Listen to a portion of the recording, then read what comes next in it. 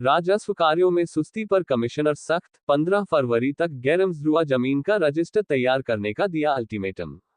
बांका। भागलपुर प्रमंडलीय आयुक्त अवनीश कुमार ने बांका जिले में राजस्व कार्यों की धीमी रफ्तार और लंबित मामलों को लेकर अधिकारियों के पेंच कस दिए हैं। मंगलवार 27 जनवरी को बांका में आयोजित एक उच्च स्तरीय समीक्षा बैठक में आयुक्त ने दो टूक कहा कि सरकारी जमीन और राजस्व वसूली के मामले में किसी भी स्तर पर लापरवाही बर्दाश्त नहीं की जाएगी। उन्होंने सभी अंचलाधिकारियों को 15 फरवरी 2026 तक हर हाल में पंचायतवार या हल्कावार गैरमजरूआ भूमि का रजिस्टर तैयार करने का सख्त निर्देश दिया है।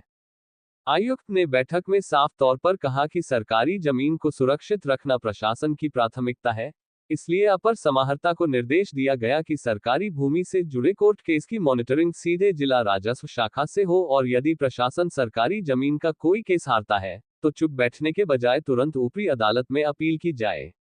साथ ही जिले के हर अंचल में वन विभाग की जमीन का भी पूरा ब्यौरा रखने को कहा गया है। आम जनता को राजस्व कर्मचारियों को ढूंढने में होने वाली फजीहत को गंभीरता से लेते हुए आयुक्त ने निर्देश दिया कि प्रत्येक राजस्व कर्मचारी के बैठने का स्थान और समय निर्धारित किया जाए ताकि लोग आसानी से उनसे मिल सकें। इसके साथ ही परिमार्जन प्लस पोर्टल पर आए आवेदनों में से कम 90% मामलों का तुरंत निपटारा करने और दाखिल खारिज के मामलों में विधिवत नोटिस जारी करने का आदेश दिया गया है।